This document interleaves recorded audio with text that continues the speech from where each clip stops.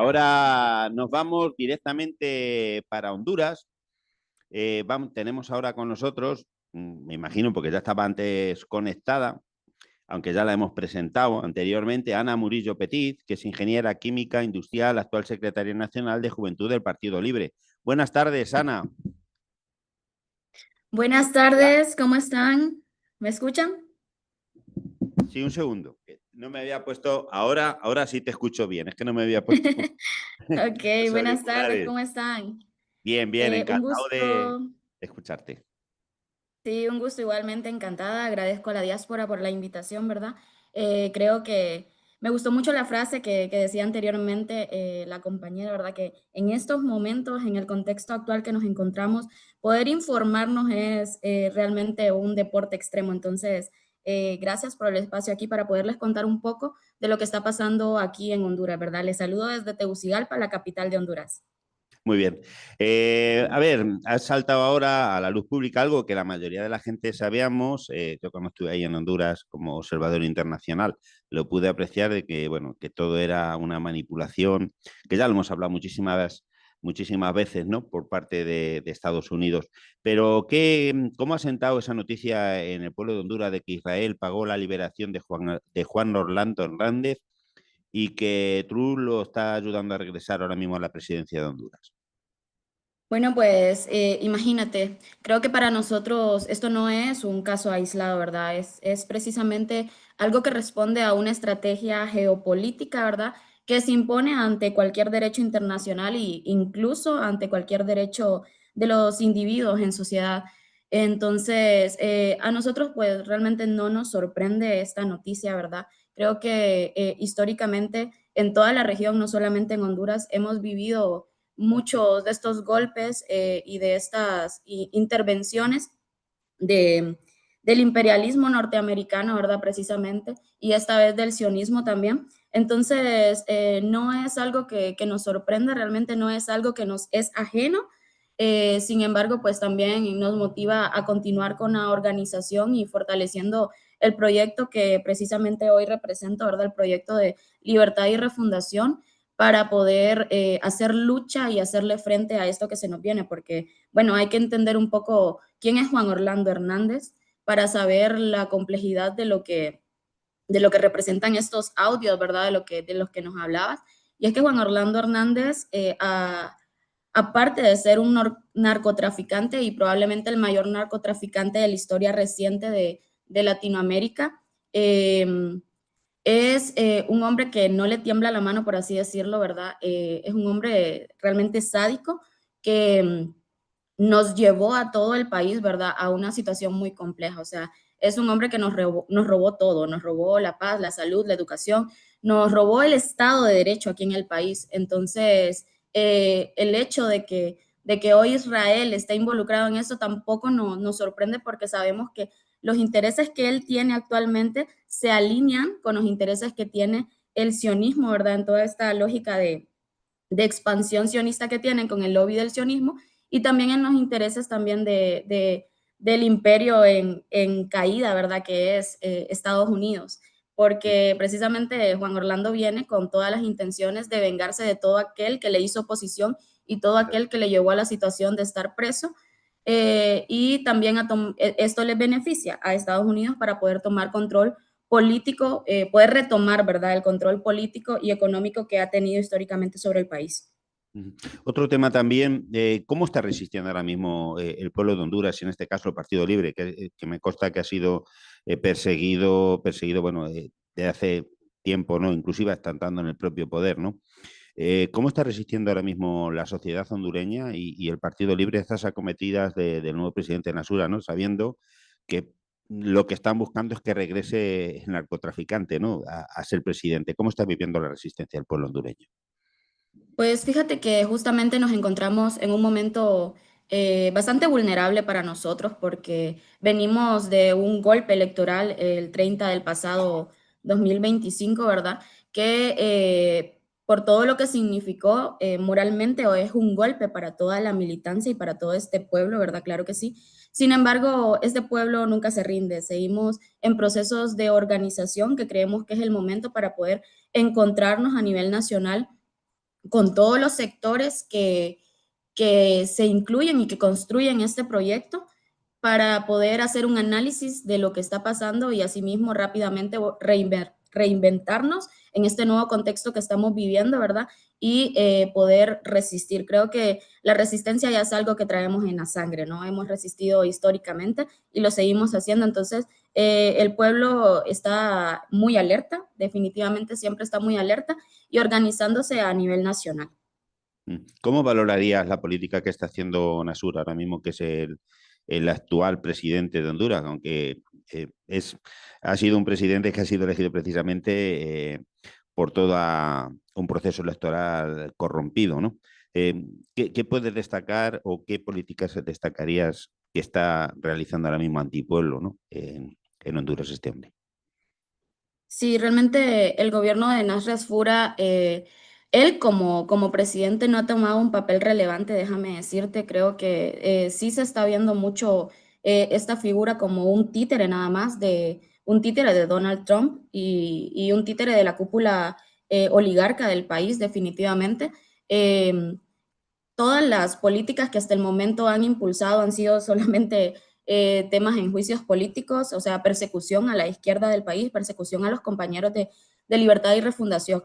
También en cosas de obras públicas que nos dejó como legado nuestra presidenta Xiomara Castro, se han dedicado a querer borrar todo ese legado, o sea, quieren borrar de la historia del país y de la memoria de la gente que existió el gobierno de Xiomara Castro y todo lo que ella nos heredó, ¿verdad? Porque definitivamente en 4 años, que es muy poco tiempo, ella logró avances importantes para poder dejar establecido de manera firme algunos sectores importantes para el desarrollo del país, como son educación, salud y economía.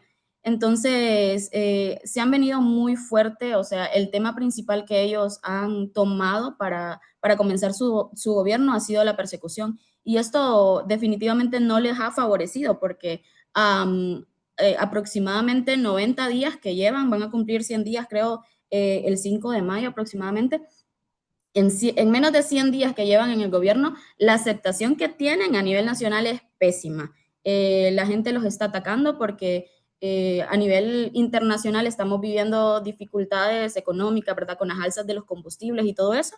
Entonces, la gente quiere respuestas a eso, pero el gobierno no ha hecho en absoluto nada, no ha dado ni siquiera un mínimo paso. De hecho, quitó muchas de las herramientas que había generado la presidenta Xiomara Castro, como subsidios al combustible, subsidios al transporte. Todo eso ellos lo han quitado y han dejado sobre el pueblo el peso de toda esta crisis económica. Entonces, definitivamente arrancaron muy mal y tienen muy mala aceptación para solo tener 100 días de gobierno. Entonces, pero es natural, ¿verdad? En un gobierno que ha sido impuesto, un gobierno que es resultado de un golpe electoral. ¿Corre riesgo la sociedad hondureña de que o sea, la economía hondureña, de que se produzca un colapso económico ante la ausencia del Estado, como estamos viendo, por ejemplo, aquí en Argentina? La ausencia del Estado genera de que el pueblo cada vez tenga más necesidades, los servicios mínimos no estén completos y crear una sociedad domesticada a cambio de la represión. ¿Se puede dar esa circunstancia también en Honduras? ¿Puede estallar una rebelión social sobre la ausencia de políticas de Estado con respecto al pueblo ante estas necesidades y estos momentos tan graves que está sufriendo el mundo en general, ¿no? Y cuando un Estado no está presente? Claro que sí, de hecho yo diría que nos dirigimos hacia ese colapso porque no hace muy poco las personas, bueno, dentro de algunas de las políticas de la presidenta Xiomara, quisiera hablarte un poco de eso, el subsidio al combustible era muy importante, entonces mantenía el precio del combustible muy estable y adecuado a la bolsa del pueblo, pues adecuado al salario mínimo. También habían alrededor de 300.000 familias recibiendo subsidio en energía, o sea, 300.000 familias no pagaban energía, pagaban 0 lempiras en energía. Y ahora pues miramos que estas mismas familias, que son las de más escasos recursos dentro del país, ahora les toca pagar energía, ahora regresan a pagar altos costos de combustible, de alimento, la canasta básica está por los cielos, ¿verdad? Y hace poco hicieron un reajuste, le llaman ellos, al salario mínimo de tan solo 7%, que representa alrededor de 400 lempiras, y eso termina siendo una burla para el pueblo porque al mismo tiempo, por otro lado, nos están aumentando los impuestos. Con la presidenta Xiomara, el salario era un salario digno, acorde a la realidad económica del país en ese momento. Entonces, todo esto está impactando de manera muy progresiva, muy rápido a la bolsa del pueblo hondureño, ¿verdad? Estamos regresando de lo que nos habíamos recuperado un poco, porque cuando entramos en gobierno del Libre encontramos una pobreza de casi 74%. Y con la presidenta Xiomara Castro nosotros salimos de gobierno con un 62% aproximadamente. Había una reducción significativa de la pobreza y estamos regresando muy rápido a ese porcentaje de pobreza extrema, y en estas condiciones que actualmente se están generando. También hay una ruta muy marcada de este gobierno por la privatización de todos los servicios básicos, ¿verdad? De todo lo que nos pertenece y lo que es público, el agua, la energía, todo. Hay una política muy marcada de la privatización, también de la educación, porque nos recortaron presupuesto a las universidades, al sector educación lo recortaron enormemente, también en el sector salud. Entonces, yo creo que todo apunta a que vamos en ese camino. Dicen, yo lo que viví cuando estuve allá en Honduras, viviendo las elecciones, vi una juventud muy organizada, por lo menos donde me moví y demás. Vi una juventud que estaba organizada, que estaba defendiendo los derechos humanos en el museo este que estuve visitando, que tuve el honor de visitar. Y vi que había mucha concienciación, sobre todo en muchísima gente joven, no tanto otra gente de otros barrios populares, que por lo que sea siempre termina votando a esto. Como os digo, siempre votan a sus propios verdugos. Pasa en Argentina, en cualquier país. Esa resistencia de la gente joven, ahora mismo en líneas generales, dicen que aquí, por ejemplo, la gente joven en Argentina le dio el poder a Milei en unas elecciones. Pero ahí me consta de que la gente joven no estaban tanto, es como que pasaban un poquito de política. ¿Crees que esta nueva situación que está viviendo Honduras ante el cese de los servicios mínimos, el déficit en educación, la quita de subsidios, el que le suban los impuestos, pero el Estado cada vez esté menos presente, puede hacer una movilización general de que la gente joven que pasaba un poquito de esta movida, no tanto la gente militante como la gente del Partido Libre, se sensibilice y sea el inicio de un proceso diferente? Fíjate que es muy interesante realizar ese análisis del comportamiento de la gente joven y cómo reacciona en los nuevos contextos, porque definitivamente aquí en Honduras, como a nivel mundial, tenemos un reto importante, y es cómo avanza la tecnología y cómo esto nos individualiza y también nos idiotiza cada vez un poco más. Nos mantiene sumamente desinformados, nos mantiene sumamente alejados de los procesos sociales y colectivos. Entonces, definitivamente también aquí nos encontramos con este reto que era poder concientizar a la población joven, ¿no? Porque ellos básicamente sobre política no quieren saber nada, se quedan Claro. en ese sector que dicen, no, yo no como de la política, no, yo no quiero ser político, o todos los políticos son iguales, y prefieren alejarse de los procesos de construcción y transformación de la sociedad, de nuestro país. Entonces, sí tuvimos este reto importante de poder acercarnos con el mensaje de nuestra candidata en este momento, que era Rixi Moncada, hacia ellos, ¿no? Porque era un mensaje y un discurso muy consciente de la realidad del país, pero que difícilmente pegaba con lo que los jóvenes estaban consumiendo en redes sociales y en los medios, ¿no? Entonces, sí tuvimos este reto bastante importante y lo seguimos teniendo aún en este contexto, pero yo creo que precisamente en este contexto que nos está golpeando tan fuerte y tan duro a todos, y principalmente al sector joven, ¿no? Porque somos nosotros los más golpeados en términos de no encontrar un trabajo, de no tener fuentes Claro.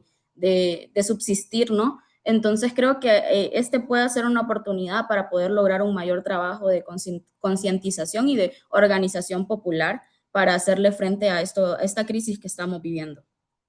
Aquí, por ejemplo, en Argentina las cosas están mal y tú le preguntas a gente que han sido votantes de Javier Milei y les preguntas es que la cosa está mal, dice, no, pero hay que aguantar, esto va a mejorar y cada vez estamos peor, muchísima gente se están perdiendo ya, están dejando de creer en ese cuento. Allí lleváis muy poquito tiempo, pero la gente que está pasándolo mal, dicen, esto es normal que tengamos que pasarlo mal para que luego pasarlo bien, o realmente se dan cuenta de que lo están pasando mal porque esta gente está haciendo las cosas mal. Sí, de hecho, creo que en los monitoreos que nosotros hacemos para poder saber la percepción, ¿verdad?, de las personas, uno de los medios que más consultamos y más podemos ver, y es más tangible y una herramienta para todos nosotros, es el tema de las redes sociales. Entonces, Claro. nosotros hemos observado aquí no, un importante crecimiento del rechazo de la gente hacia el gobierno de Nasria Fura y hacia la derecha en general, o sea, sueles dedicarse un día y poder ver cómo la gente está reaccionando a los comentarios que hacen y miramos que la gente de alguna manera ha despertado a eso, ¿verdad? Pero obviamente hay que trabajar más para poder construir mayor conciencia. Bueno, tú como secretaria general ahora mismo de Juventudes del Partido Libre, aquí, bueno, estamos entrevistando a Ana Murillo para los que se incorporen y tal. ¿Qué mensaje le darías a toda esta joven que piensa que la política no es para ellos en toda Latinoamérica, en el mundo en general, y que cuando se dan cuenta también les afecta a ellos? Que dice, bueno, yo siempre digo que ese que dice yo no soy político precisamente es porque sí se preocupa por la política, pero no lo suficiente, o mira solamente, o se informa a través del TikTok, ¿no? O de esta noticia de basura, como antes decía María Pozuelo. ¿Qué mensaje le transmitirías a toda esta juventud latinoamericana y de Honduras y del resto del mundo, que tú como persona joven que eres, que, que pasa un poquito de las historias y cuando se da cuenta ya es demasiado tarde? Así es, pues yo creo que es importante que podamos hacer lectura de lo que está pasando a nivel mundial, ¿verdad? De nuestro contexto geopolítico, entender que la política sí nos afecta, entender que no podemos vivir en este espacio de comodidad, de decir que no me voy a involucrar en política porque no me afecta, porque sí, o sea, sí nos afecta directamente a nuestras economías, nos afecta directamente a nuestra calidad de vida, nos afecta en todas las aristas de nuestra vida. Entonces es importante que como jóvenes reconozcamos esta oleada de crisis que estamos viviendo en Latinoamérica y entendamos que tenemos esta responsabilidad. Estamos viviendo en una sociedad en decadencia y es nuestra responsabilidad como jóvenes poder hacer conciencia de eso, pero también poder empezar a tomar acciones, hacer trabajos de organización, de construcción, para poder transformar la sociedad en que vivimos y poder heredar a las próximas generaciones un mundo y un país mejor, ¿verdad? En la que no se nos esté pasando por encima se nos estén vulnerando todos nuestros derechos. Es nuestra responsabilidad. Entonces es importante que nos informemos, que trabajemos y nos organicemos.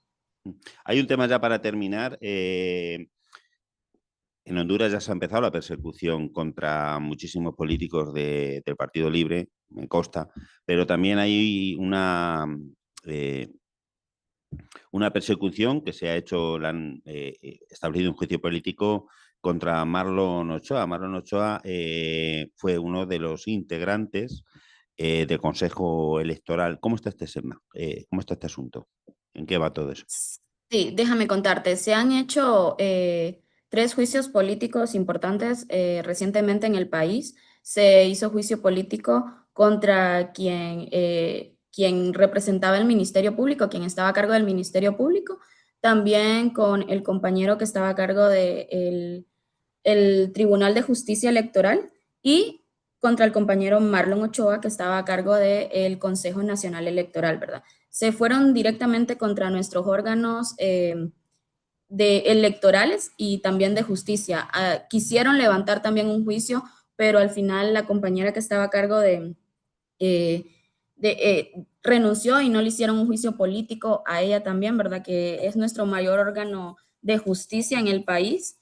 Y entonces, actualmente, pues, Marlon Ochoa tuvo que salir del país, ¿verdad? Porque abrieron la captura en contra de él.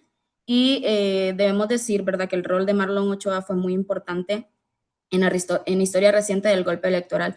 Él fue quien denunció cada uno de los pasos que construyeron para armar el fraude electoral, ¿verdad?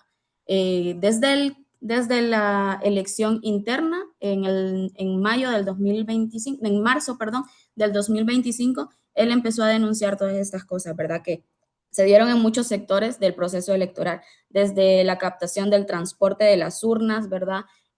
También el secuestro que hicieron de información y entre otras cosas, ¿verdad? En las que se aliaron los dos partidos de derecha de aquí de Honduras, que son el Partido Liberal de Honduras y el Partido Nacional de Honduras, para poder llevar a cabo este fraude electoral. Marlon Ochoa, en octubre aproximadamente del 2025, presenta una serie de alrededor de 27 audios que exponían los planes que tenía la consejera Cosette López, que es la consejera que representaba al Partido Nacional, el partido actual de gobierno, vinculados con el actual presidente del Congreso Nacional, Tomás Zambrano, donde exponían paso a paso todo este plan que habían construido para poder dar el fraude electoral, ¿verdad? No se hizo conteo absoluto de los votos, ¿verdad?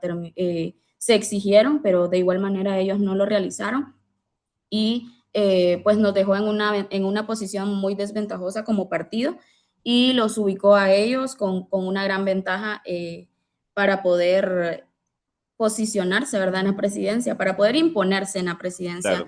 del país.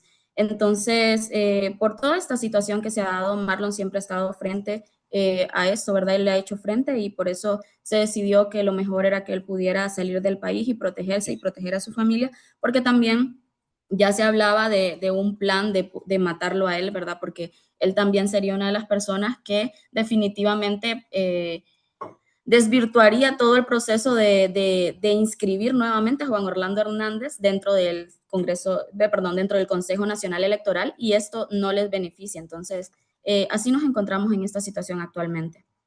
Bueno, pues nada, Ana, muchísima fuerza, muchísima organización, siempre en estos momentos siempre decimos que organización para adelante y sobre todo proyectos de resistencia, ¿no? Ante lo que estáis sufriendo, lo que vais a sufrir indudablemente, pero el pueblo tiene que permanecer unido y hoy más que nunca la militancia del Partido Libre y tú como secretaria de Juventud, pues hay que ilustrar un poquito a la gente joven y a la gente no tan joven, ¿no? Para denunciar todas estas incoherencias que están llevando estos gobiernos de ultraderecha y fascistas, no solamente ahí en Honduras, sino aquí en Chile, aquí en Argentina con Milei, con Noboa en Ecuador, ahora en Perú.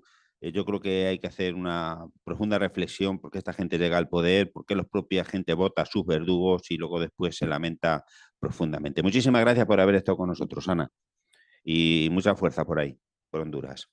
Muchas gracias, un abrazo y mucha fuerza igual, ¿verdad? Seguimos resistiendo. Vale, hasta siempre. Un abrazo grande.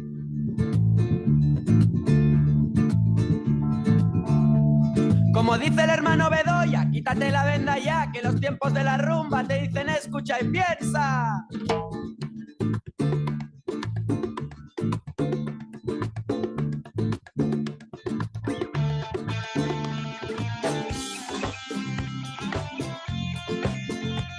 Aquí está rumbeta, bona, bona.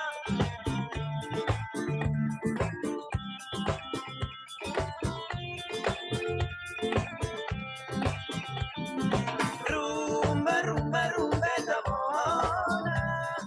Tan bona l'amor si posa. Rumba, rumba, rumbeta, bona. Tan bona l'amor si posa. Ai, obre, i deixa entrar això que et porto jo. Que si deixes que corri l'aire podràs trobar-hi aquesta cançó. Que la casa vaig deixar tancada i l'he feta malbé. Que pensant que així la cuidava m'he quedat sol i al bon carrer.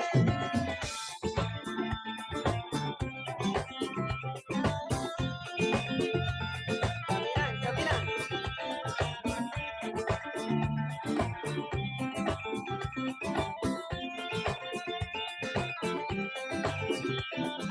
Rumba, rumba, rumbeta bona. Tan bona l'amor si posa.